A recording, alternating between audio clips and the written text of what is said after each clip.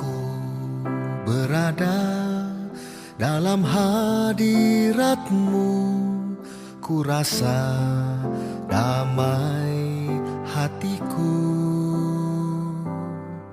Sadari kasih-Mu melimpah atasku, ya Bapa, ku bersyukur.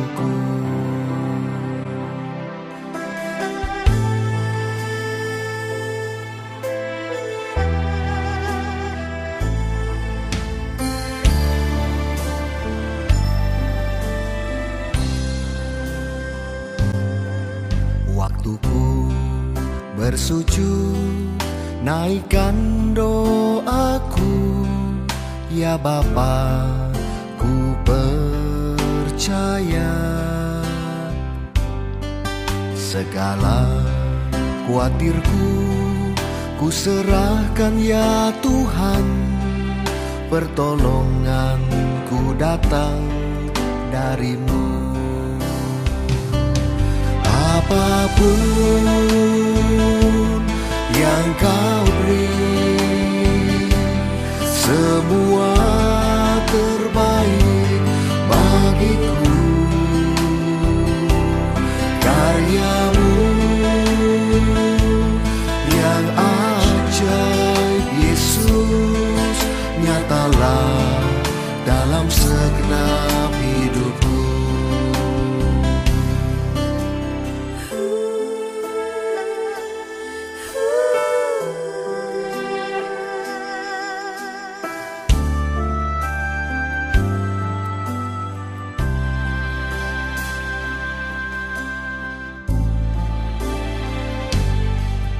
Waktuku bersujud, naikkan doaku, ya Bapa, ku percaya. Segala khawatirku ku serahkan, ya Tuhan, pertolonganku datang dari-Mu. Apapun yang Kau beri, semua terbaik bagiku. Karya-Mu yang ajaib, Yesus, nyatalah dalam segenap hidupku.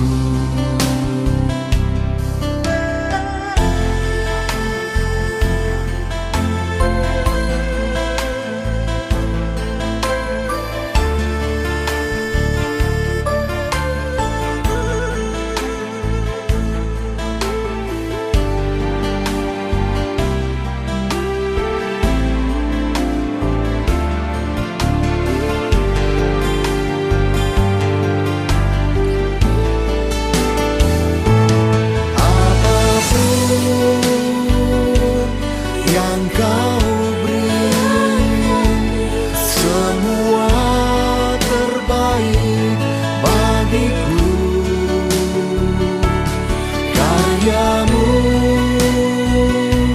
yang ajaib, Yesus, nyatalah dalam segenap hidupku. Nyatalah dalam segenap hidupku. Nyatalah dalam segenap hidupku.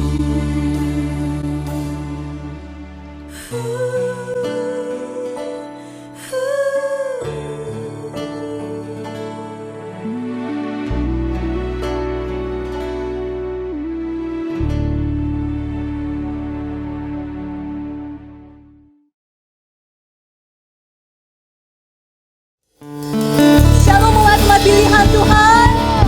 Sekali lagi lebih dahsyat, shalom umat-umat yang dikasihi Tuhan. Haleluya. Saya yakin dan percaya, kita sudah merasakan kasih dan kebaikan Tuhan sepanjang minggu ini, bahkan di sepanjang kehidupan kita. Mari kita naikkan pujian kita dalam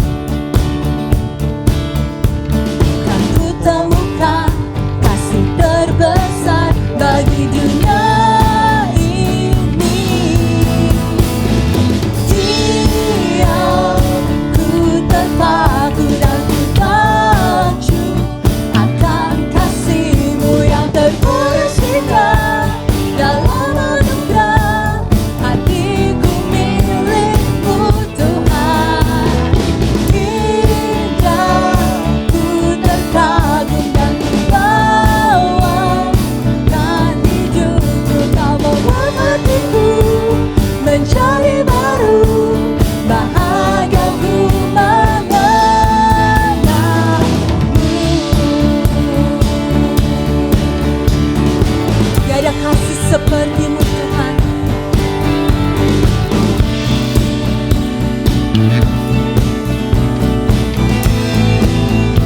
Dalam rembulan dan cahaya mentari, di gelap badai dan indahnya pelangi, gelap badai dan indahnya pelangi. Dalam tangisan dan wajah berseri, kasih-Mu yang terbesar Tuhan, dan ku temukan kasih terbesar bagi dunia ini. Dia ku terpaku dan ku tertuju akan kasih-Mu yang tergores indah dalam anugerah hatiku milik-Mu Tuhan. Indah ku terkagum dan ku bawakan hidupku, Kau membuat hatiku menjadi baru, bahagiaku mengenalmu.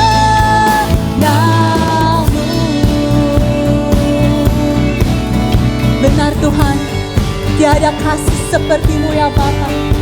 Oh, kami sungguh bangga, kami sungguh bahagia dapat mengenal-Mu ya Tuhan. Oh, mari ingat kasih-Nya. Dia ku terpaku dan ku tertuju akan kasih-Mu yang tergores indah dalam hatiku milik-Mu. Kami sungguh terkagum, indah ku terkagum dan ku bawakan hidupku, Kau membuat hatiku menjadi baru, bahagiaku mengenalmu.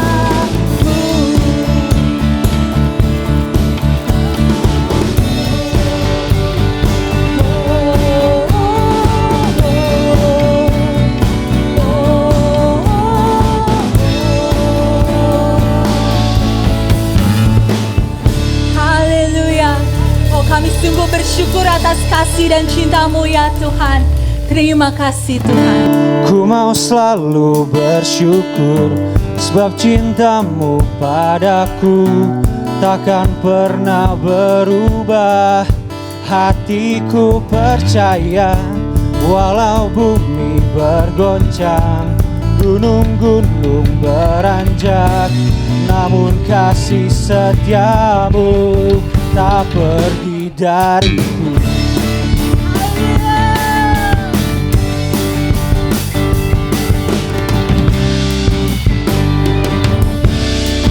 Sama-sama kita pujikan. Tuhanlah kekuatan dan mazmurku, Dia gunung batu dan keselamatanku.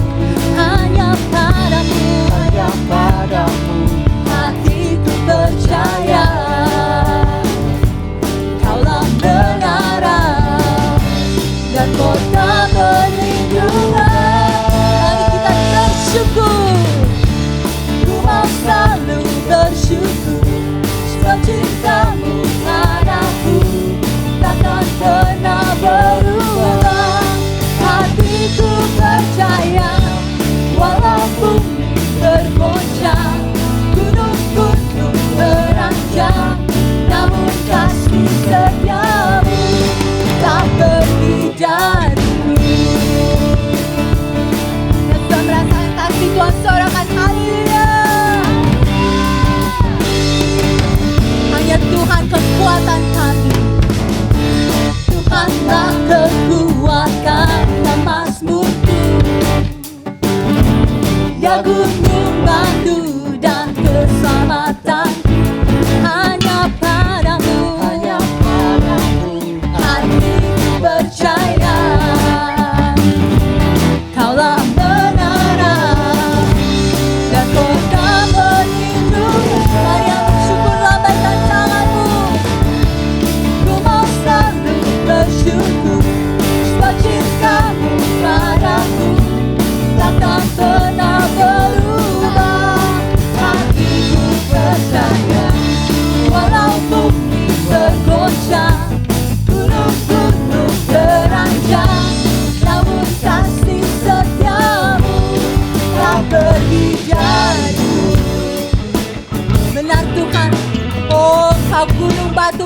keselamatan kami Tuhan. Kami mau selalu bersyukur atas kasih-Mu, atas cinta-Mu yang tak pernah berubah. Mari angkat kedua tangan kita tinggi, kita bersyukur, naikkan syukur-Mu. Ku mau selalu bersyukur, sebab cinta-Mu padaku takkan pernah berubah. Hatiku percaya, walau bumi bergoncang, gunung-gunung beranjak, namun kasih setiamu tak pergi dariku. Mari yang percaya, lambaikan kedua tanganmu tinggi. Ku mau selalu bersyukur, sebab cinta-Mu oh, takkan pernah berubah Tuhan. Pernah berubah, hatiku percaya, Walau bumi bergoncang, gunung-gunung beranjak, namun kasih setiamu tak kasih setiamu Tuhan, kasih setiamu tak pergi dariku, kasih setiamu tak pergi dariku. Beri kemuliaan bagi Allah kita. Haleluya. Terima kasih atas kasih cinta-Mu yang tak pernah berubah ya Bapa.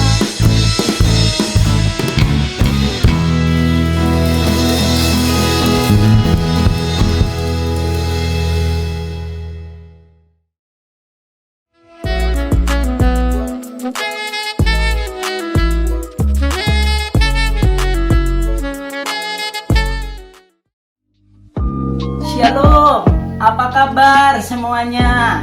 Mari kita mengucap syukur kepada Tuhan atas kesempatan yang Tuhan berikan kepada kita untuk mengikuti ibadah online di setiap hari Minggu jam 10 pagi.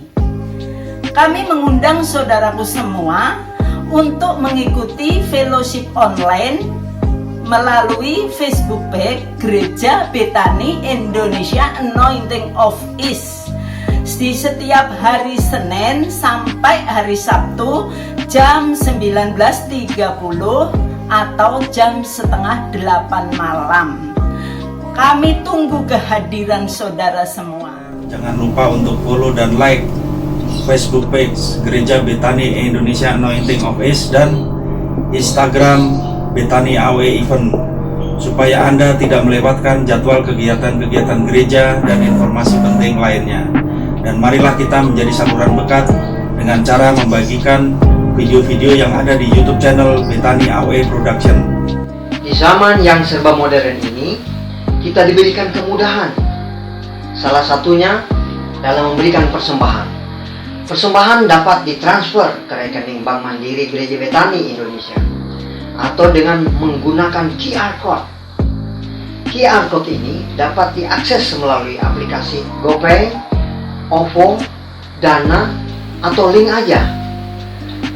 Mari kita persiapkan diri untuk beribadah, mengikuti praise and worship, mendengar dan mencatat firman Tuhan yang akan disampaikan. Selamat beribadah, Tuhan Yesus memberkati.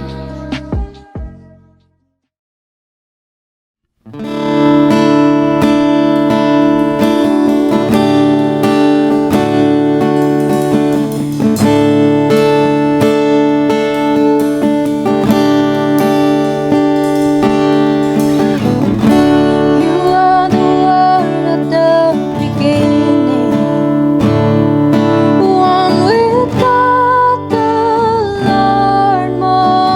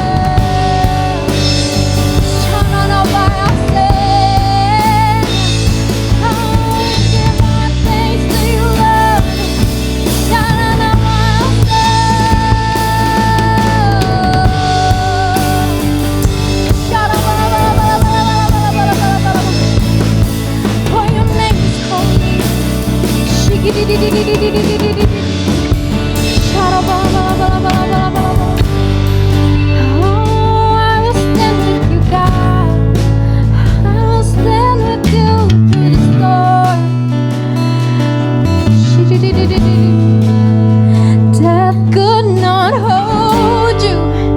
The veil tore before you. You silenced the bones of sin and grave. The heavens are roaring the praise of your glory. For you are raised to life again. You have no rival. You have no equal. Now and forever, God, you reign. Yours is the kingdom, God. For yours is glory. Yours is the name above all names. What a powerful name it is. What a powerful name it is. The name of Jesus Christ, my King. What a powerful name it is. Nothing can stand against. What a powerful name it is. Oh, you have no rival. You have no rival. You have no equal. Now and forever, God, you reign. Yours is the kingdom, yes, Lord. Oh, yours is the glory. The name above all. Oh, you have no rival, yes. Yes, Lord. You have no equal. Now and forever, God, you reign. Yours is the kingdom. Yours is the glory. Above all names. What a powerful name it is. Yes, Lord. Your name has power, Lord. The name of Jesus. What a powerful name it is. Nothing can stand against. What a wonderful name it is. The name. One more time. Say what a powerful name. What a powerful name it is. What a powerful name it is. The name of Jesus Christ, my King. Yes, Lord. What a powerful name it is. Nothing can stand against. What a powerful name it is. The name of Jesus. What a powerful name it is. The name of Jesus. Thank you, Jesus.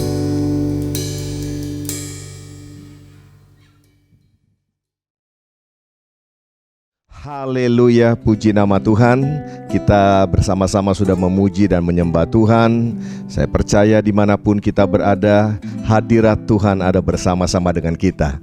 Dan di dalam hadirat Tuhan, yang lemah dikuatkan, yang sakit disembuhkan, yang terikat dilepaskan, bahkan yang membutuhkan jalan keluar pertolongan Tuhan, kita mendapatkan jalan keluar pertolongan Tuhan yang terbaik. Baiklah kekasih-kekasih Kristus, sebelum kita sama-sama merenungkan kebenaran firman Tuhan pada saat ini, mari terlebih dahulu kita bersatu hati di dalam doa. Mari kita berdoa. Bapa, di dalam nama Tuhan kami Yesus Kristus, kami bersyukur dan berterima kasih buat hari yang luar biasa ini. Tuhan berikan kami kesempatan untuk kami dapat memuji menyembah Tuhan, beribadah kepada Tuhan. Hadirat-Mu Tuhan memberkati setiap kami. Dan saat ini kami juga rindu untuk mendengarkan akan kebenaran firman Tuhan. Berbicaralah kepada kami, urapilah hamba-Mu yang menyampaikan, begitu juga dengan kami semua yang mendengarkannya, agar kami sama-sama diberkati oleh firman-Mu. Dan kami sudah memutuskan, ya Tuhan, kami bukan hanya menjadi pendengar-pendengar yang baik, tapi kami juga mau menjadi pelaku-pelaku firman Tuhan. Terpujilah nama Tuhan. Dalam nama Kristus Yesus kami berdoa. Haleluya. Sama-sama kita berkata, amin. Puji nama Tuhan. Shalom kekasih-kekasih Kristus. Kita boleh berada di minggu yang kedua di bulan Juni oleh karena kasih dan anugerah Tuhan. Saya percaya campur tangan dan pemeliharaan Tuhan yang ajaib tidak habis-habisnya menyertai kehidupan Bapak Ibu Saudara-saudaraku sekalian. Dan pada saat ini izinkan saya juga menyapa sahabat-sahabat yang baru pertama kali mengikuti ibadah melalui YouTube channel ini, yaitu Bethany AOE Production. Saudara bukan orang asing, welcome, selamat datang. Saudara adalah keluarga di dalam Kristus Yesus. Dan karena itu saya juga menganjurkan saudaraku bisa mengikuti video-video yang ada di YouTube channel ini, baik itu puji-pujian, baik itu video-video pengajaran khotbah, supaya saudara juga mendapatkan pemahaman yang benar mengenai kebenaran firman Tuhan. Dan bagi saudara yang sudah rutin, yang setiap minggunya mengikuti ibadah melalui YouTube channel ini, sudah waktunya juga saudara menjadi saluran berkat buat banyak orang. Caranya bagaimana? Ya, saudara bisa sharekan video-video yang ada di YouTube channel ini kepada keluarga saudara, teman-teman saudara. Ayo jadilah mempelai Kristus yang bijaksana.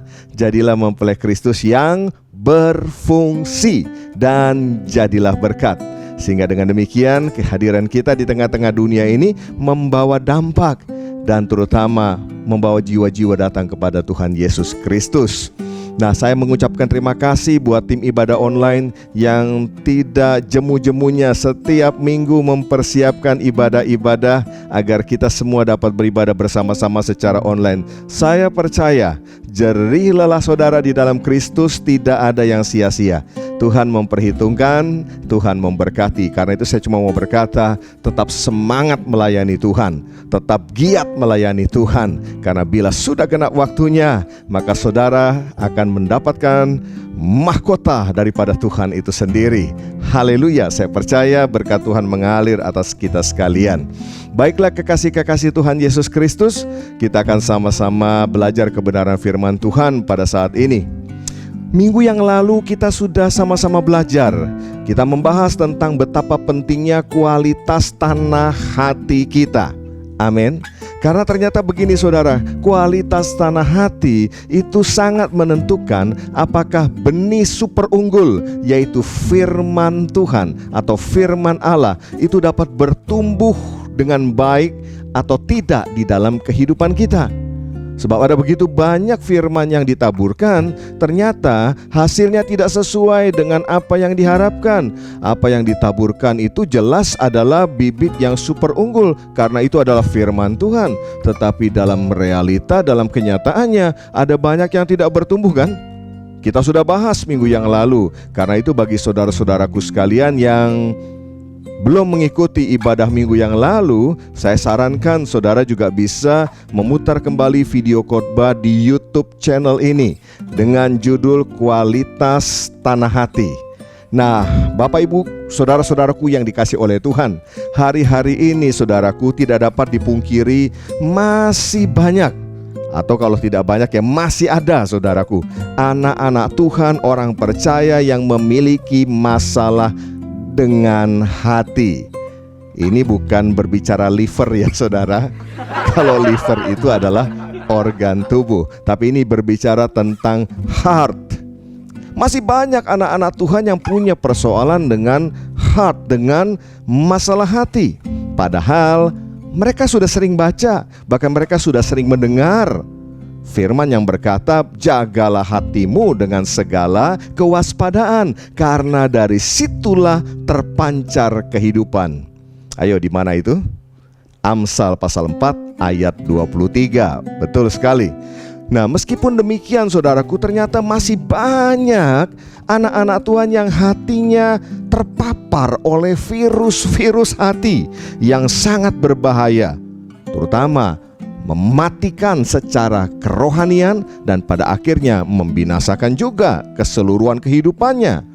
Mereka hidup dalam penderitaan yang luar biasa, menjalani tiap-tiap hari penderitaan itu.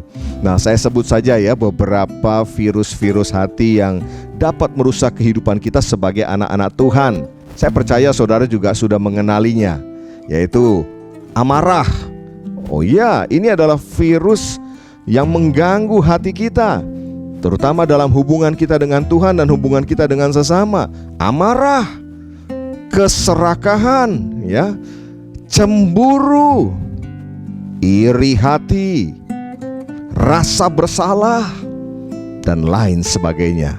Masih ada begitu banyak, tapi kita mau membatasi pada saat ini. Kita akan membahas 2 saja daripada virus hati tersebut, ya. Nah, judul khotbah saya pada saat ini adalah waspadai virus hati. Baiklah saudaraku yang dikasih oleh Tuhan, dari sekian banyak virus-virus hati yang nanti dapat saudara temukan di dalam Alkitab, nah, saya akan membahas tentang 2 hal yang sangat penting ini. Yang pertama adalah rasa bersalah. Loh, maksudnya bagaimana, Pak? Ya, kok rasa bersalah? Nah, saudaraku yang dikasih oleh Tuhan, kita semua memang orang-orang yang pernah berbuat salah. Bahkan sampai dengan hari ini pun saya yakin dan percaya masih ada di antara kita yang melakukan kesalahan dalam hidup. Baik itu kesalahan-kesalahan kecil, baik itu kesalahan yang sedang, ataupun kesalahan-kesalahan yang besar. Dan pastinya memang mereka akan merasa bersalah. Ketika kita melakukan kesalahan, kita akan merasa bersalah. Tapi tentu bukan ini yang dimaksudkan. Yang dimaksudkan di sini adalah rasa bersalah yang begitu dalam, yang terus-menerus menekan sampai kepada penyesalan yang tidak ada habis-habisnya. Ya, nggak ada endingnya itu penyesalan. Ya, terus saja. Nah, orang tersebut, orang yang mendapatkan paparan dari virus hati yang namanya rasa bersalah ini, saudaraku, tidak bisa menerima kenyataan atas apa yang telah terjadi dalam dirinya. Ya, tidak bisa memaafkan dirinya sendiri karena telah melakukan satu kesalahan yang begitu besar. Nah, tolong kita garis bawahi ya, ukuran besar kecil ini memang relatif. Ya, besar sedang kecil ini kan relatif. Apa yang menurut orang lain besar belum tentu menurut saudara besar. Sebaliknya juga sama, yang menurut saudara itu besar belum tentu menurut orang lain itu besar. Tapi yang pasti, rasa bersalah yang dirasakan, yang dialami oleh orang yang terpapar oleh virus rasa bersalah ini, tentu saja dalam pandangannya itu begitu sangat amat besar, begitu dalam, sehingga dia terus menyesal dan tidak ada habis-habisnya. Dan kekasih-kekasih Kristus, orang-orang yang seperti ini, yang terpapar oleh virus ini, merasa hidupnya itu sudah hancur. Iya, hidupnya itu sudah hancur, sudah gagal total. Merasa sudah tidak layak lagi, merasa sudah tidak berarti lagi. Bahkan tidak jarang mereka ingin mengakhiri kehidupannya, alias bunuh diri atau minta mati, saudaraku. Ya, Bapak Ibu yang dikasih oleh Tuhan, ungkapan-ungkapan yang seringkali kita jumpai kalau kita bertemu dengan orang-orang yang seperti ini. Mereka akan selalu berkata dari mulutnya begini, saudaraku, nyesel saya ini, benar nyesel. Kenapa waktu itu saya tidak nurut petunjuk atau nasihat orang tua, sehingga akhirnya mengalami kecelakaan seperti ini dan akhirnya merugikan semua orang. Benar-benar saya nyesel banget. Ya, nanti ketemu orang lagi selalu ngomong nyesel banget. Ya. Atau ungkapan lain lagi, memang ini semua salah saya. Saya itu tidak teliti ya. Jadi sekarang ya udah habis semua. Ya, memang ini semua salah saya. Ya. Mereka juga berkata, kok bisa ya? Saya sampai sebodoh ini. Saya memang manusia yang tidak berguna. Dan lain sebagainya. Bapak Ibu dikasih oleh Tuhan, pernah dengar? Pernah nggak saudara dengar ungkapan-ungkapan yang diucapkan oleh orang-orang yang terpapar oleh virus rasa bersalah ini? Atau saya mau tanya juga nih, apakah saudara juga pernah mengucapkan ungkapan-ungkapan seperti itu? Saudaraku yang dikasih oleh Tuhan, orang-orang yang demikian bahkan bisa sampai level merasa, sudahlah lebih baik saya mati saja. Ya, merasa sudah sangat amat terlalu salah dalam hidup ini dan tidak bisa diperbaiki. Dan jika lingkungan terdekatnya, orang-orang yang ada di sekelilingnya tidak cepat turun tangan, cepat memberikan dukungan, orang-orang seperti ini cenderung mengambil keputusan-keputusan yang salah. Bapak, Ibu, saudaraku yang dikasih oleh Tuhan, salah satu daripada murid Tuhan Yesus juga pernah mengalami akan hal ini. Siapakah dia? Ya, dia adalah Rasul Petrus. Dalam satu peristiwa perjamuan makan yang terakhir, di mana Yesus menceritakan tentang apa yang harus dia alami sebagai anak manusia, di mana ia tentu saja harus mengalami Via Dolorosa atau jalan salib, ya, untuk menebus, menyelamatkan saudara dan saya. Dan dalam perjamuan itu, saudaraku, terjadilah perbincangan antara Tuhan Yesus dengan murid-muridnya, salah satunya dengan muridnya yang bernama Simon Petrus. Mari kita buka di dalam Lukas pasal 22 ayat 31 sampai dengan 34. Tentu saudara nanti bisa membaca keseluruhan perikop ini, tapi dalam ibadah ini mari kita baca ayat 31 sampai dengan 34. Ini adalah percakapan antara Tuhan Yesus dengan Simon Petrus. Simon, Simon, lihat, iblis telah menuntut untuk menampi kamu seperti gandum. Tetapi aku telah berdoa untuk engkau, supaya imanmu jangan gugur. Dan engkau, jikalau engkau sudah insaf, kuatkanlah saudara-saudaramu. Jawab Petrus. Perhatikan saudaraku, Tuhan, aku bersedia masuk penjara dan mati bersama-sama dengan engkau. Tetapi Yesus berkata, aku berkata kepadamu, Petrus, hari ini ayam tidak akan berkokok sebelum engkau 3 kali menyangkal bahwa engkau mengenal aku. Peristiwa ini tentunya saudara pernah membacanya, ya, karena sering kali dibaca menjelang kita memperingati Jumat Agung atau akan merayakan Paskah, bukan? Nah, apa yang terjadi kemudian? Setelah percakapan terjadi antara Tuhan Yesus dengan Simon Petrus, lalu apa yang terjadi?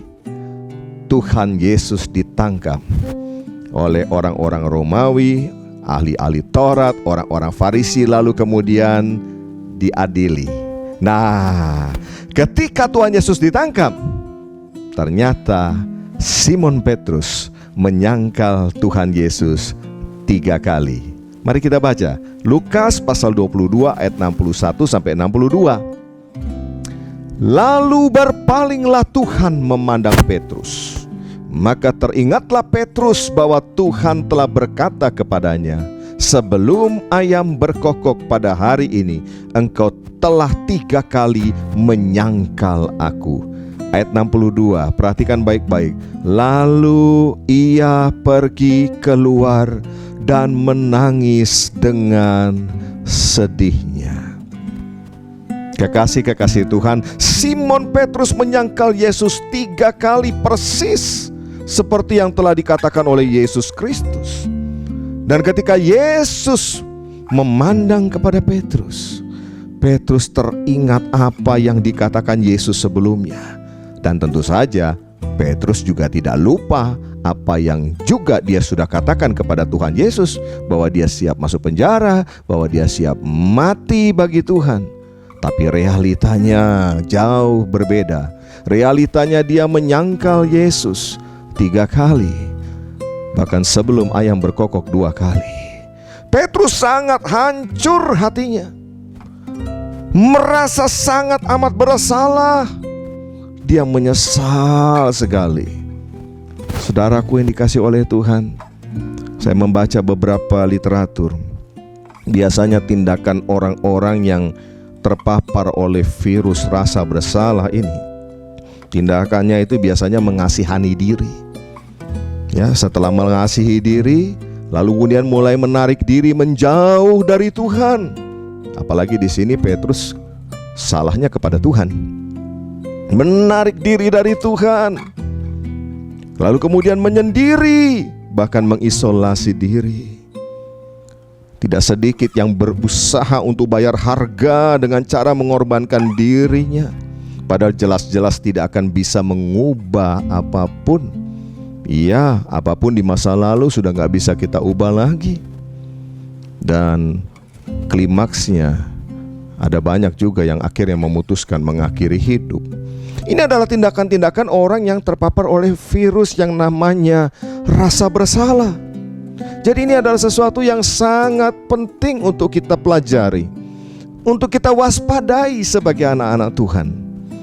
Apakah saudara pernah punya pengalaman hidup rasa bersalah sampai membuat saudara akhirnya merasa putus asa? Atau mungkin salah dalam mengambil sebuah keputusan yang akhirnya berdampak panjang-panjang sampai dengan hari ini. Dan akhirnya saudara terus-menerus merasa bersalah, baik itu salah kepada Tuhan, salah kepada keluarga, salah kepada lingkungan sekelilingnya. Dan akhirnya saudara merasa hidup saudara sudah tidak berarti lagi. Saya mau beritahu saudaraku yang dikasih oleh Tuhan, jika itu terjadi dalam diri saudara saat ini, maka pasti bukan kebetulan saudara mendengarkan khotbah pada saat ini. Tuhan sedang berbicara kepada saudara, karena Tuhan mau itu selesai. Tuhan mau saudara selesai dengan rasa bersalah itu dan bangkit kembali sebagai murid Kristus, bangkit kembali sebagai orang percaya, menjadi terang dan menjadi garam di tengah-tengah dunia ini. Amin. Saudara, mari kita belajar dari kasus Rasul Petrus ini, saudaraku. Ya, awalnya dia mau kembali ke kehidupan yang lama. Ya, dia akan kembali menjadi nelayan seperti sebelumnya. Namun lihat saudara, apa yang firman Tuhan tuliskan, bagaimana Tuhan menjangkau Petrus kembali. Ya, kalau kita perhatikan di Paskah yang pertama, ketika malaikat yang ada di kubur Yesus berjumpa dengan para wanita yang datang pada pagi hari itu, malaikat itu berkata kepada para wanita itu, beritahukanlah tentang berita kebangkitan Yesus kepada murid-muridnya dan juga kepada Petrus. Nah, kita baca dalam Markus 16 ayat yang ke-7. Ya, ini adalah perkataan daripada malaikat Tuhan kepada para wanita yang datang ke kubur Yesus. Dikatakan demikian, tetapi sekarang pergilah, katakanlah kepada murid-muridnya dan kepada Petrus, ia mendahului kamu ke Galilea. Di sana kamu akan melihat dia seperti yang sudah dikatakannya kepadamu. Perhatikan saudaraku yang dikasih oleh Tuhan, Petrus sampai harus disebutkan tersendiri kan di sini kepada Petrus. Artinya apa? Artinya Tuhan tahu keadaan Petrus yang sangat hancur. Dan Petrus sedang menyendiri, sedang mengisolasi diri. Dia sedang menarik diri dari semua kawan-kawannya, dari murid-murid Yesus yang lain. Itulah sebabnya malaikat dengan jelas berkata, beritahukan kepada murid-muridnya dan juga kepada Petrus. Amin. Bapak ibu saudaraku yang dikasih oleh Tuhan, Tuhan mau agar Petrus itu bangkit kembali sebagai murid Tuhan. Jangan terus terpuruk, jangan terus mengasihani diri, jangan terus mengisolasi diri, melarikan diri dari Tuhan. Dan kemudian kita sudah tahu bahwa akhirnya Yesus juga berjumpa dengan Simon Petrus dan teman-teman. Di mana? Di tepi Danau Tiberias. Danau Tiberias, Danau Genesaret, Danau Galilea itu sama. Tetapi penulis Alkitab menggunakan Danau Tiberias ketika Yesus menampakkan diri kepada murid-murid di pagi hari itu. Tiberias itu punya pengertian yang bagus sekali. Artinya adalah good vision. Ya, ini tentu saja berbicara mengenai optimisme dan berbicara juga tentang pengharapan. Luar biasa. Dan memang betul, perjumpaan pagi hari itu di tepi Danau Tiberias memang memberikan yang namanya good vision, memberikan optimisme, memberikan pengharapan kepada murid-murid Yesus. Ya, yang sempat kecewa karena guru mereka, Tuhan mereka disalibkan. Tapi hari itu mereka berjumpa dengan Tuhan dan Tuhan memberikan pengharapan yang baru kepada mereka. Bahkan kalau saudara baca di dalam kisah itu, terjadi percakapan yang sangat spesial. Setelah mereka sarapan di pagi hari, saudaraku, kembali lagi Tuhan Yesus bercakap-cakap dengan Simon Petrus. Dan percakapan ini tentu saja menjadi sebuah percakapan yang terus diingat dan sering kali dibicarakan di gereja-gereja Tuhan, di mana Tuhan Yesus bertanya sampai 3 kali kepada Petrus, "Petrus, apakah engkau mengasihi aku?" Dan Petrus menjawab, "Tuhan, aku mengasihi engkau." Kedua kali Tuhan tanya, "Apakah engkau mengasihi aku?" Petrus menjawab, "Aku mengasihi engkau." Dan ketiga kali Tuhan bertanya, "Apakah engkau mengasihi aku?" Petrus berkata, "Tuhan, engkau tahu segala sesuatu. Engkau tahu bahwa aku mengasihi engkau." Dan tahukah saudara, 3 kali juga Tuhan Yesus memberikan perintah khusus, "Gembalakanlah domba-dombaku." Bapak Ibu dikasih oleh Tuhan, akhirnya kita membaca di Alkitab kan, bagaimana Petrus menjadi rasul Tuhan yang sangat luar biasa. Dari seorang yang tadinya memiliki rasa bersalah, dia mengisolasi diri, dia betul-betul terpukul oleh apa yang telah dia lakukan, rasa bersalah yang begitu besar. Tapi kemudian Tuhan menjamah dan melawat dia, menyelesaikan dengannya. Ia menjadi pribadi yang berbeda ketika Roh Kudus dicurahkan pada hari Pentakosta. Ini yang terjadi, saudaraku dikasih oleh Tuhan. Yes, Petrus berkhotbah, 3.000 orang bertobat. Ini adalah awal mula dari jemaat yang ada di Yerusalem. Luar biasa. Mari kita belajar dari apa yang Petrus lakukan. Belajar dari kehidupan Rasul Petrus yang akhirnya dia sembuh dari virus hati ini. Dan sebaliknya, tolong jangan belajar dari yang dilakukan oleh Yudas Iskariot. Ya, Yudas ini kemudian melarikan diri dan akhirnya bunuh diri.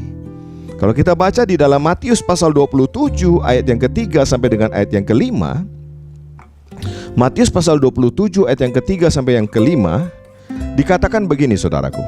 Pada waktu Yudas yang menyerah, dia melihat bahwa Yesus telah dijatuhi hukuman mati, menyesallah dia. Jadi Yudas juga menyesal loh, saudara. Ya, dia menyesal. Dia punya rasa bersalah juga di dalam hatinya atas apa yang dia sudah lakukan.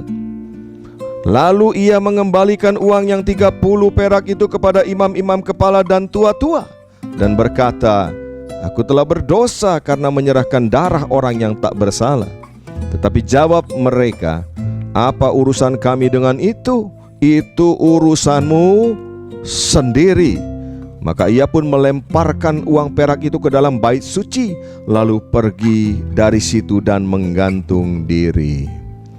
Yudas, dia juga mengalami rasa bersalah, tapi kemudian dia mengambil jalan yang salah. Dia menggantung dirinya.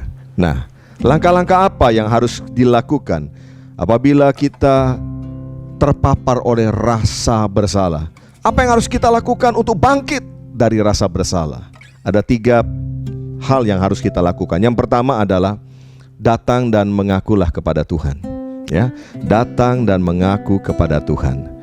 Bapak Ibu, kita harus jujur, kita harus terbuka, kita harus mengakui dosa dan kesalahan kita kepada Tuhan. Jangan ada yang ditutup-tutupi. Jangan juga membela diri. Ya, jangan datang sama Tuhan sudah tahu kita salah lalu membela diri dengan menyalahkan orang lain. Mari belajar jujur, terbuka, datang minta pengampunan dari Tuhan. Ya, datang. Saya percaya Tuhan mengampuni segala dosa, segala kesalahan yang diakui di hadapan Tuhan. Orang yang menyembunyikan kesalahannya, menyembunyikan dosanya, tidak berani datang kepada Tuhan mengakui, ya, dosanya ya tidak diampuni. Oh iya, apalagi kalau sampai menyalahkan orang lain. Oh, ini akibat dia yang mempengaruhi saya. Ya, ingat toh peristiwa yang terjadi di Taman Eden, ya, ketika Adam dan Hawa bertemu dengan Tuhan setelah mereka berbuat dosa. Adam ditanya, dia berkata ini gara-gara perempuan itu. Perempuan itu ditanya, dia berkata, enggak Tuhan, ini kan gara-gara si ular. Saling aja menyalahkan terus, saudaraku yang dikasih oleh Tuhan. Langkah yang pertama untuk bisa bangkit dari virus rasa bersalah ini, untuk bangkit kembali sebagai murid Tuhan adalah datang dan mengaku dengan jujur di hadapan Tuhan. Yang kedua, saudaraku, minta doa dan dukungan dari orang yang dapat dipercaya. Sekali lagi, minta doa dan dukungan dari orang yang dapat dipercaya.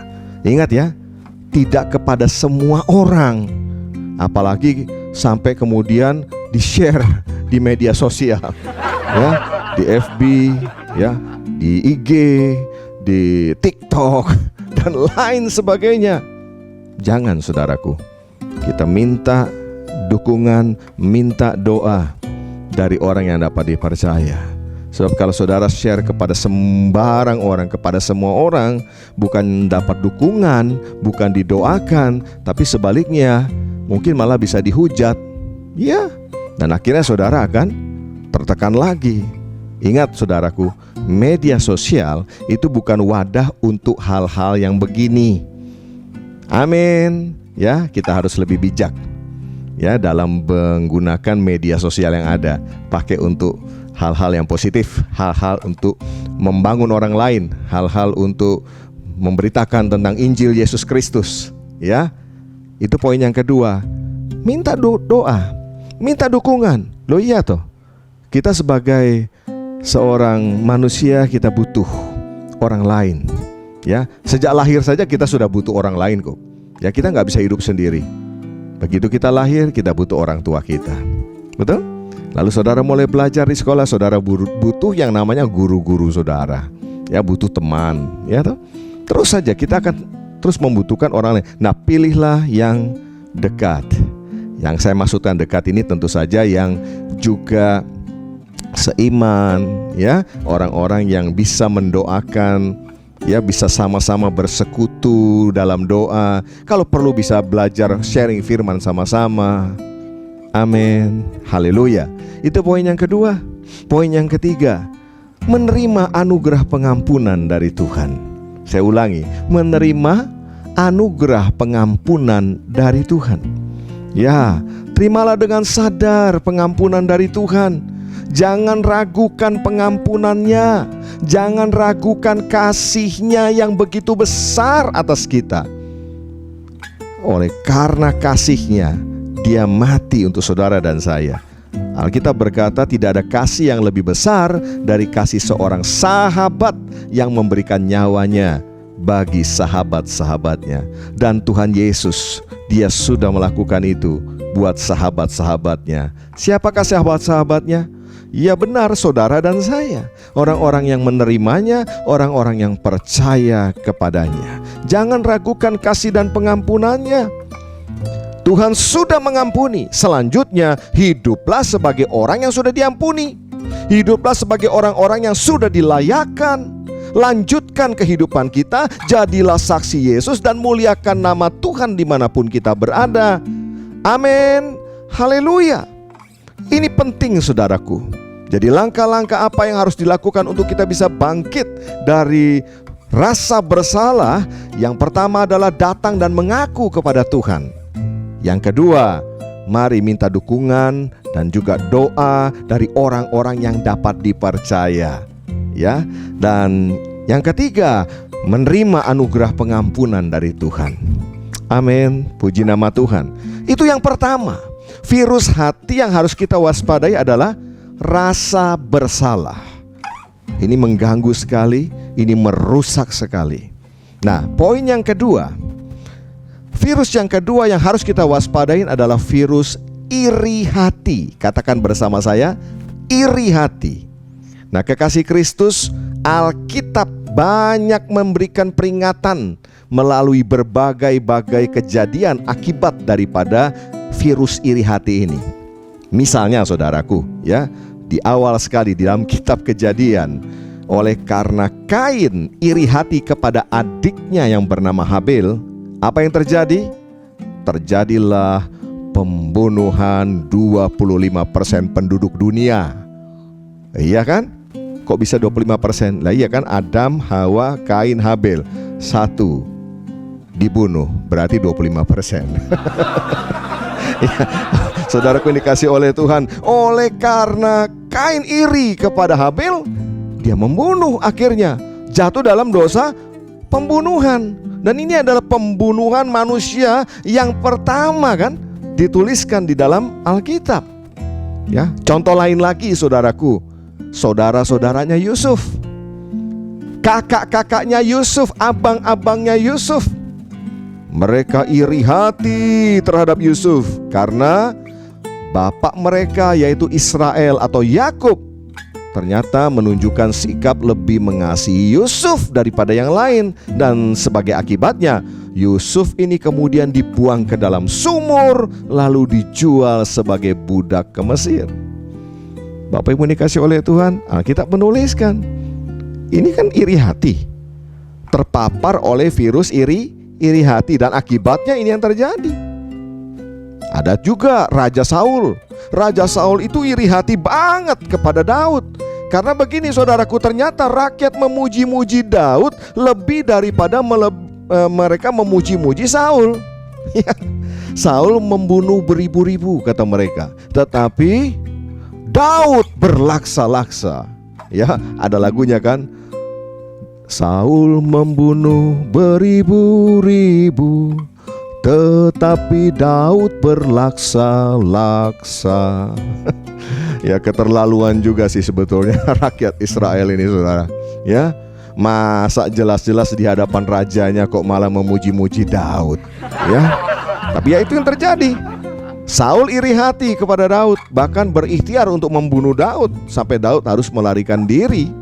Dan kita sudah tahu kisahnya. Pada akhirnya tangan Tuhanlah yang menjadi pembela bagi Daud. Itu dalam perjanjian lama. Bagaimana dalam perjanjian baru?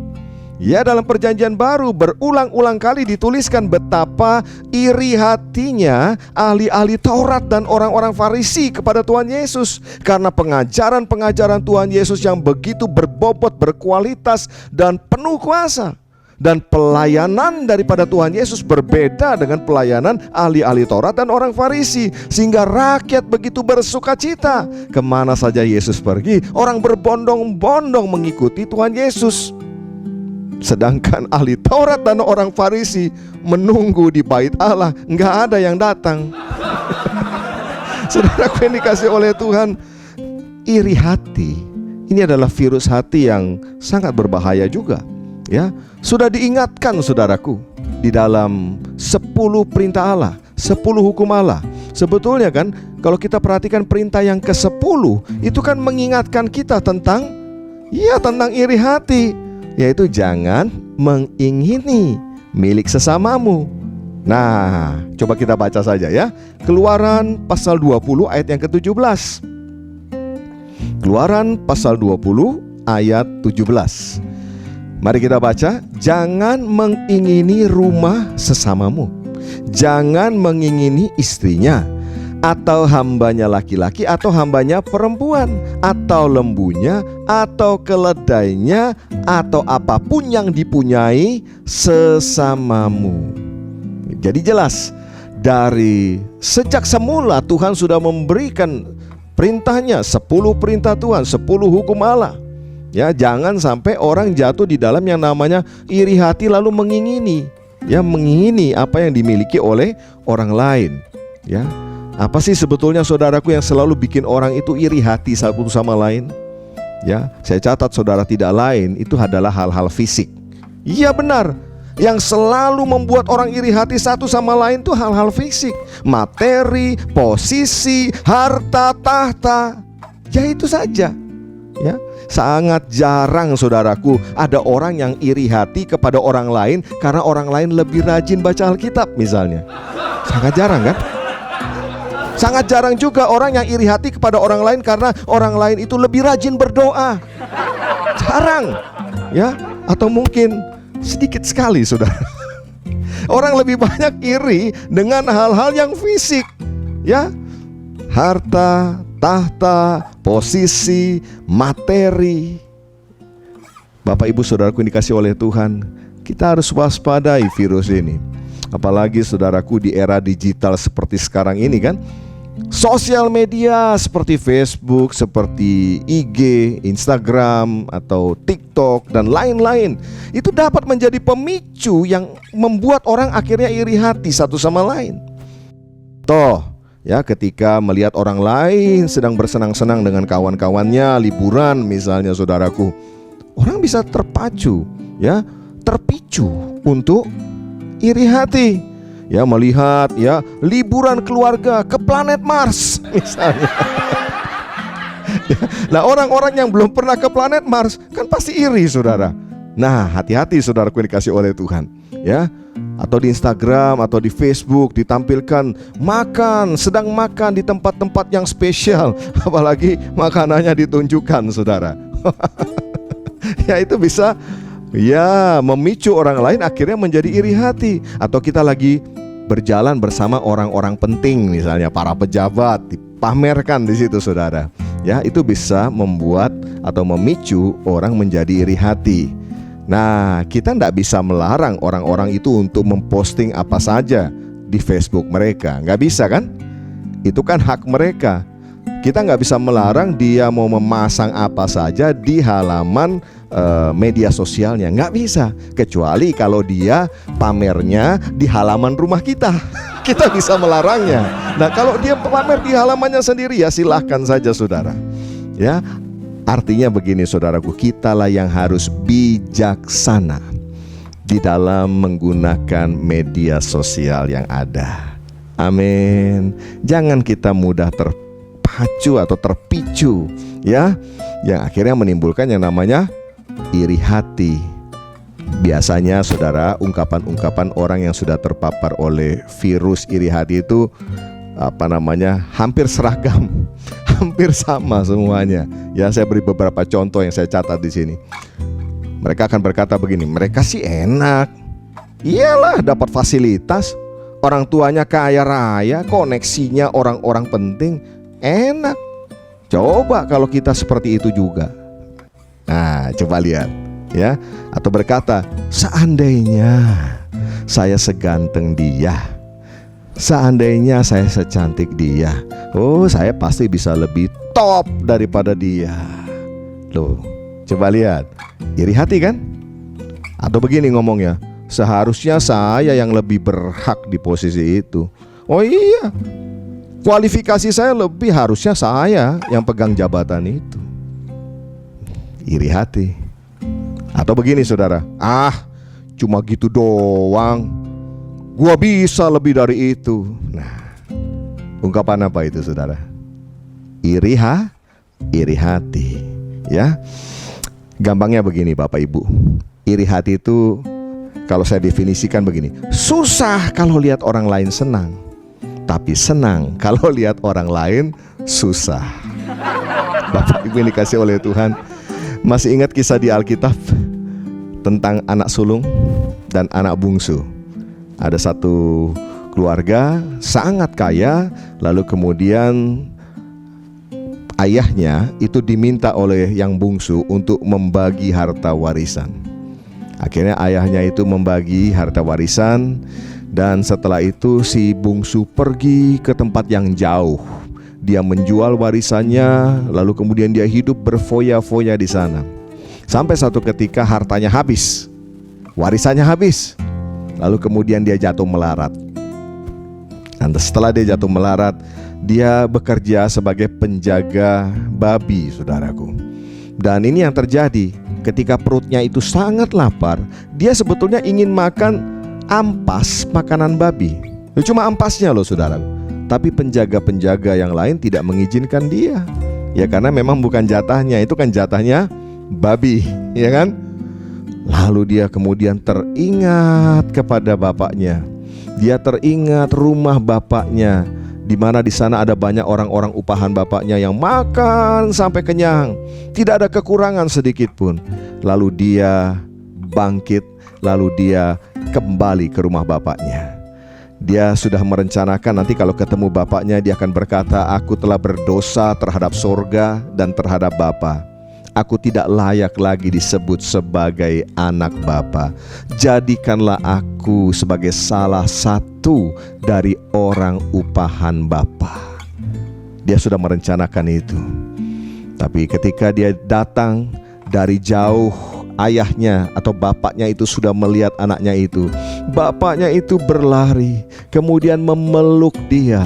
Dan ini yang terjadi, dia diberikan jubah yang baru, diberikan kasut yang baru, dan diberikan cincin tanda otoritas sebagai anak. Cincin yang baru diberikan, luar biasa. Dan tidak berhenti sampai di situ. Lalu kemudian bapaknya mengadakan pesta, ya. Maka diambillah atau diperintahkan untuk memotong seekor anak lembu tambun. Wah, luar biasa. Bapak Ibu dikasih oleh Tuhan, ini kisah yang sudah sering kali kita dengar. Nah, apa yang terjadi kemudian? Anak sulungnya pulang. Anak sulungnya kembali dari ladang, dari pekerjaannya, dan kemudian mendengar apa yang dilakukan oleh bapaknya terhadap anak bungsu, terhadap adiknya yang kembali itu. Maka muncullah iri hatinya. Dia iri hati atas perbuatan ayahnya, atas tindakan ayahnya terhadap kepulangan daripada adiknya. Nah, kita baca coba Lukas 15 ayat 22 sampai 23. Dikatakan di sana, tetapi ayah itu berkata kepada hamba-hambanya, "Lekaslah bawa kemari jubah yang terbaik, pakaikanlah itu kepadanya, dan kenakanlah cincin pada jarinya dan sepatu pada kakinya. Dan ambillah anak lembu tambun itu, sembelilah dia, dan marilah kita makan dan bersukacita." Ya, pesta dimulai. Pesta dimulai. Lalu ayat 28 sampai dengan 30. Anak sulung pulang. Ayat 28, maka marahlah anak sulung itu dan ia tidak mau masuk. Lalu ayahnya keluar dan berbicara dengan dia. Ini gambaran bapak yang sangat luar biasa, ya. Kita harus belajar nih, saudara, ya. Ini gambaran bapak surgawi. Betul, ya. Ketika anak bungsunya pulang, ia lari keluar dan memeluk. Ketika anak sulungnya iri hati, tidak mau masuk rumah, bisa aja kan dia tetap di dalam kan? Ya, mungkin kalau bapak-bapak sekarang bisa berpikir, ya kalau nggak mau masuk nggak apa-apa, nanti kalau lapar kan masuk kan gitu, saudara, ya. Tapi ini nggak loh, saudara. Bapak ini keluar. Bapak ini kemudian berbicara dengan dia. Ini penuh kasih sekali, ya, luar biasa. Ayat 29. Tetapi ia menjawab ayahnya, katanya, "Telah bertahun-tahun aku melayani Bapa, dan belum pernah aku melanggar perintah Bapa. Tetapi kepadaku belum pernah Bapa memberikan seekor anak kambing untuk bersukacita dengan sahabat-sahabatku. Tetapi baru saja datang anak Bapa yang telah memboroskan harta kekayaan Bapa bersama-sama dengan pelacur-pelacur. Maka Bapa menyembelih anak lembu tambun itu untuk dia." Ya. Iri hati. Dan akhirnya dia menjadi marah sekali. Saudaraku yang dikasih oleh Tuhan. Nah, sekarang perhatikan ini, saudaraku. iri hati tadi dikatakan ya, terhadap hal-hal yang fisik, materi, ya, harta, tahta. Ternyata saudaraku, dijawab oleh orang yang paling berhikmat, orang yang paling kaya, orang yang paling sukses. Kata Alkitab, tidak ada yang melebihi daripada dia. Siapa dia? Raja Salomo. Iya, dia paling berhikmat, dia paling kaya, ya, dan dia paling sukses. Tidak ada yang melebihi dia. Dijawab oleh Salomo dalam Pengkhotbah pasal yang kedua, ayat yang ke-11. Coba kita baca. Ketika aku meneliti segala pekerjaan yang telah dilakukan tanganku dan segala usaha yang telah kulakukan untuk itu dengan jerih payah, lihatlah segala sesuatu adalah kesia-siaan. Apa sih yang sedang dibicarakan oleh Raja Salomo? Ya, semua pekerjaannya, semua keberhasilannya itu kesia-siaan. Dan usaha menjaring angin, memang tak ada keuntungan di bawah matahari. Ya, apa yang dikejar oleh orang, semua yang fisik tadi, materi, ya, harta, tahta, ya, ternyata orang paling top yang Alkitab tuliskan, tidak ada yang melebihi dia, ya, mengatakan semuanya adalah kesia-siaan dan usaha menjaring angin. Haleluya. Saudaraku, jadi langkah apa yang harus dilakukan kalau orang terlanjur terpapar oleh virus iri hati? Ada 3 poin. Yang pertama, saudaraku, bagaimana supaya kita bisa sembuh? Orang bisa sembuh dari yang namanya iri hati. Yang pertama, hitung berkat-berkat yang Tuhan telah berikan. Ya, saya ulangi, hitung berkat-berkat yang Tuhan telah berikan dalam hidup kita. Ini yang seringkali orang lupa melakukannya. Orang lupa menghitung segala apa yang Tuhan sudah limpahkan dalam hidupnya. Segala anugerah apapun yang Tuhan sudah berikan dalam kehidupannya. Orang lupa. Orang justru lebih sibuk menghitung berkatnya orang lain. Orang sibuk memperhatikan berkatnya orang lain. Maka tidak heran akhirnya dia jatuh dalam yang namanya iri hati. Ya dong. Karena dia tidak memperhatikan betapa besarnya kasih Tuhan atas hidupnya, betapa besarnya anugerah dan berkat-berkat yang Tuhan sudah limpahkan dalam hidupnya. Dia gak pernah hitung. Yang dia selalu lihat adalah orang lain. Yang dia selalu lihat adalah orang lain. Dia buka Facebook, dia lihat Instagram, dia lihat TikTok, dia lihat orang lain. Akibatnya apa? Jatuh di dalam yang namanya iri hati. Mari belajar. Hitunglah apa yang kita sudah terima dari Tuhan selama hidup kita. Dan saya percaya kita akan terkagum-kagum dan terheran-heran dengan apa yang Tuhan sudah limpahkan bagi kita. Amin. Iya, selesai ibadah ini, saudara bisa mulai merenungkan. Dari sejak saudara kecil, dilahirkan sampai dengan hari ini, berapa banyak berkat yang Tuhan sudah berikan, berapa banyak pertolongan yang Tuhan sudah berikan. Dan itu tidak bisa dihitung, tidak bisa diukur dengan apapun. Amin. Itu yang pertama. Belajar saudaraku untuk menghitung segala berkat yang Tuhan sudah berikan buat kita. Jangan kita menghitung berkatnya orang lain. Itu urusan mereka masing-masing. Amin. Ya, biarkan saja mereka punya urusan dengan Tuhan. Ya. Yang kedua, langkah yang kedua, apa yang harus dilakukan untuk sembuh dari yang namanya iri hati? Belajar aja untuk mengucap syukur. Belajar mengucap syukur kepada Tuhan. Ya. Berhenti untuk membanding-bandingkan hidup kita dengan orang lain. Percayalah, Bapa kita di sorga tahu apa yang terbaik buat kita. Kalau kita mau banding-bandingkan saudaraku, ya, sesuatu yang gak bisa kita ubah, yang gak bisa kita atur, ya itu kan BODOH namanya saudara. Karena apa? Yang ngatur Tuhan. Dia maha adil. Dia maha bijaksana, Dia maha tahu apa yang terbaik buat kita. Nah, kalau saudara mau membandingkan dengan orang lain, bandingkan yang saudara bisa rubah. Iya dong, bandingkan dengan apa yang saudara bisa ubah. Contohnya begini, ya bandingkan dengan semangat kita. Ya, misalnya begitu. Nah, kalau semangat kan saudara bisa ubah. Kalau saudara kurang semangat dibandingkan orang lain, ya saudara tambah semangat saudara. Amin. Ya, apalagi yang saudara bisa bandingkan dengan orang lain, ya silakan bandingkan. Yang saudara bisa rubah, contohnya kerajinan kita. Ya, kalau saudara lihat orang lain rajin, wah, saudara bisa rubah. Saudara bisa lebih rajin lagi bekerja, lebih rajin lagi baca Alkitab, lebih rajin lagi berdoa. Kan bisa.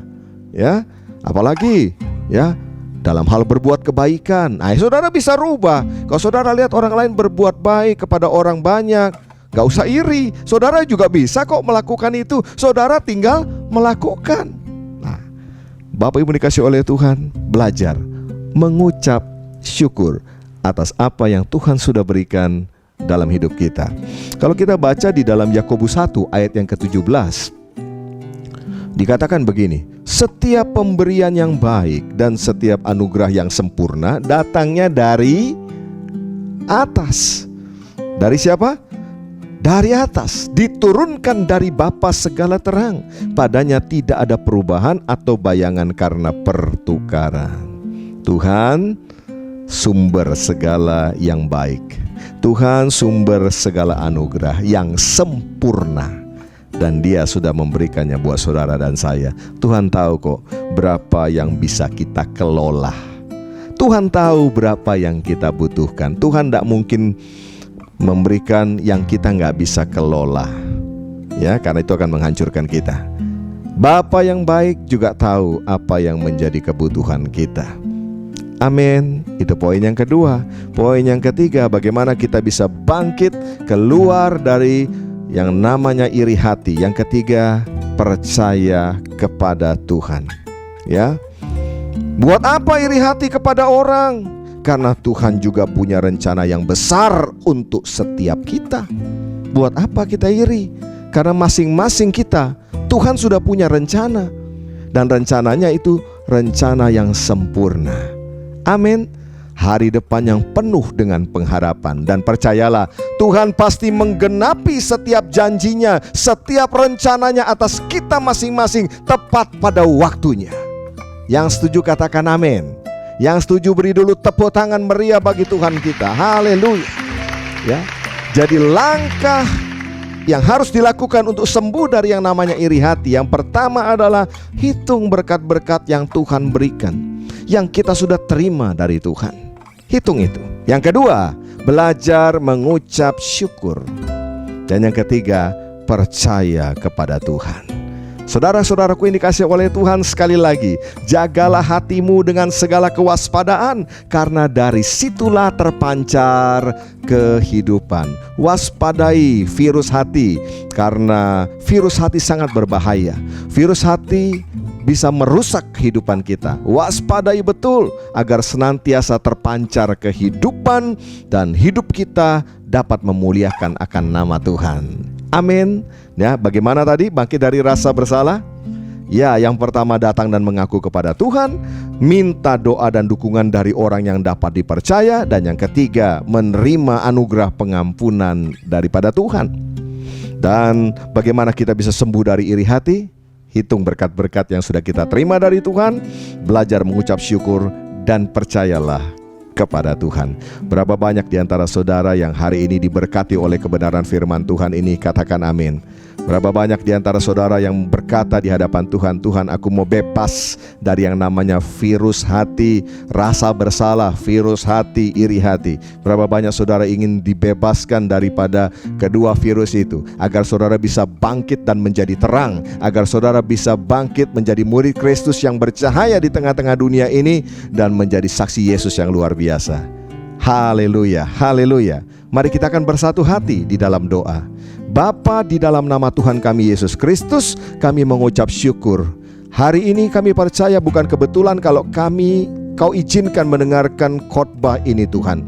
Engkau mau supaya kami mewaspadai virus-virus hati yang dapat menghancurkan kehidupan kami sebagai orang percaya. Tuhan, kami mau menjadi anak-anak Tuhan yang bebas dari virus-virus hati ini.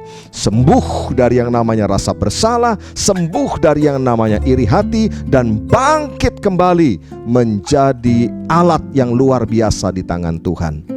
Bapa di sorga, saat ini kami datang kepada Tuhan. Saya rindu berdoa bagi setiap saudara yang hari ini mungkin kau punya persoalan dengan rasa bersalah, engkau punya persoalan dengan iri hati. Saudara boleh letakkan tangan saudara di dada.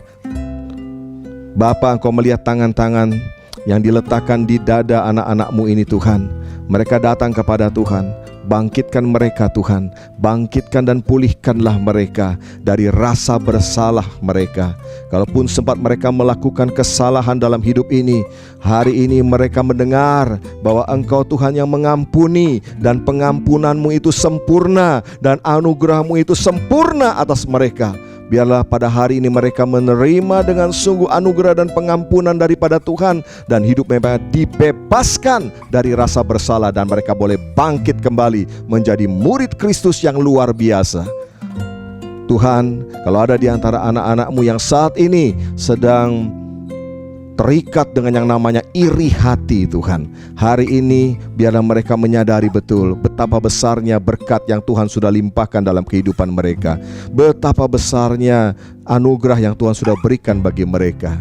Ajar Tuhan setiap anak-anakmu untuk boleh mengucap syukur kepada Tuhan, dan sejak hari ini senantiasa percaya bahwa Tuhan juga punya rencana hebat bagi dirinya. Tuhan punya rencana hebat bagi setiap kami, dan semua akan digenapi tepat pada waktunya. Terima kasih Tuhan, hamba-Mu berdoa buat seluruh anak-anak-Mu yang mengikuti ibadah hari ini. Biarlah Tuhan memberkati setiap anak-anak-Mu, rumah tangga, keluarga anak-anak-Mu, semua hidup dalam keharmonisan, semua hidup sesuai dengan rencana Tuhan. Tidak ada lagi yang terpapar dengan virus hati yang berbahaya ini Tuhan. Terima kasih Bapa di sorga. Saat ini kami juga mau berdoa untuk bangsa dan negara kami Indonesia. Ya Tuhan, curahkanlah berkat-Mu atas negara dan bangsa kami. Curahkanlah hujan keselamatan, hujan pertobatan atas bangsa kami Indonesia. Biarlah Tuhan damai sejahtera dari Tuhan turun atas bangsa ini. Berkati pemimpin-pemimpin kami, mulai dari Bapak Presiden, Wakil Presiden, para menteri, para pejabat, dari pusat sampai ke daerah-daerah. Berikanlah Tuhan hati yang takut akan Tuhan di dalam mereka menjalankan pemerintahan ini. Kami berdoa Tuhan Yesus, biarlah roh-Mu tercurah atas Indonesia, dan Indonesia penuh dengan kemuliaan Tuhan. Tak lupa kami berdoa buat gereja-gereja Tuhan yang ada di seluruh Indonesia. Biarlah di tengah-tengah pandemi seperti saat ini, Engkau terap menolong anak-anak-Mu, menolong hamba-hamba-Mu untuk dapat melakukan tugas panggilannya, memberitakan kabar baik, memberitakan Injil Tuhan Yesus Kristus meskipun di tengah-tengah pandemi COVID-19 ini. Terima kasih Bapa yang baik. Tuhan, saat ini secara khusus kami juga mau berdoa untuk anak-anak-Mu yang membawa persembahan kepada Tuhan melalui ibadah ini. Berkatilah Tuhan tangan-tangan yang memberikan, baik itu persembahan ucapan syukur, persembahan pembangunan, diakonia, maupun yang mengembalikan apa yang menjadi miliknya Tuhan, yaitu persepuluhan mereka. Berkati tangan-tangan yang membawa persembahan, kembalikanlah berlipat kali ganda. Engkau yang membukakan tingkap-tingkap langit di atas kepala mereka dan mencurahkan berkat sampai berkelimpahan. Bapa, biarlah persembahan ini juga boleh dipakai untuk pekerjaan Tuhan melalui wadah gereja-Mu ini. Terima kasih Tuhan. Bapa yang baik, kami bersyukur buat ibadah online pada saat ini, dan sebentar kami akan mengakhirinya. Curahkanlah ya Tuhan berkat-Mu atas kami sekalian. Baiklah saudara-saudaraku yang dikasihi oleh Tuhan, kita angkat kedua tangan kita dan arahkanlah hati kita kepada Bapa di sorga, sumber segala berkat. Tuhan memberkati engkau dan melindungi engkau. Tuhan menyinari engkau dengan wajah-Nya dan memberi engkau kasih karunia. Tuhan menghadapkan wajah-Nya kepadamu dan memberi engkau damai sejahtera. Terimalah berkat yang berlimpah-limpah di dalam nama Bapa, Anak, dan Roh Kudus, yaitu Tuhan Yesus Kristus, mulai saat ini sampai Maranatha, bahkan sampai selama-lamanya. Yang percaya sudah menerima berkat dari Tuhan berkata, Amin. Haleluya.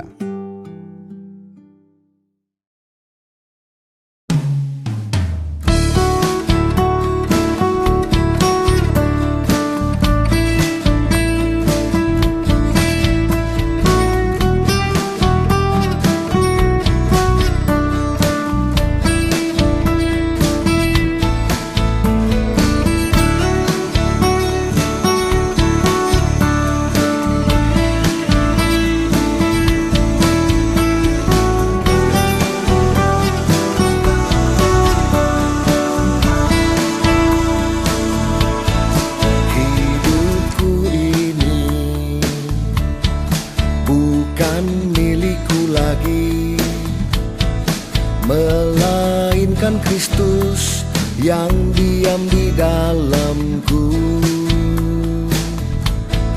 Ku jadi miliknya, ku hidup oleh Roh-Nya yang memimpinku terus untuk miliki buah dalam Roh.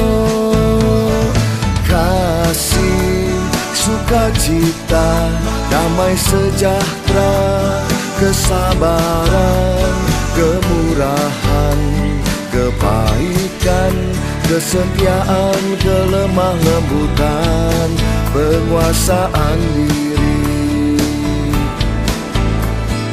Kasih, sukacita, damai sejahtera, kesabaran, kemurahan, kebaikan, kesetiaan, kelemah lembutan, penguasaan diri.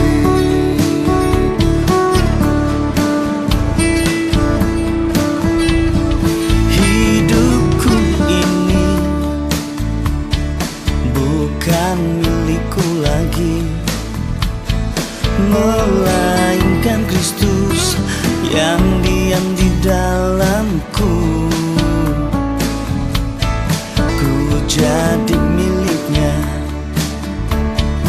ku hidup oleh Roh-Nya yang memimpinku terus untuk miliki buah dalam Roh. Kasih, sukacita, damai sejahtera, kesabaran, kemurahan, kebaikan, kesetiaan, kelemah lembutan, penguasaan diri. Kasih, sukacita, damai sejahtera, kesabaran, kemurahan, kebaikan, kesetiaan, kelemah lembutan, penguasaan diri.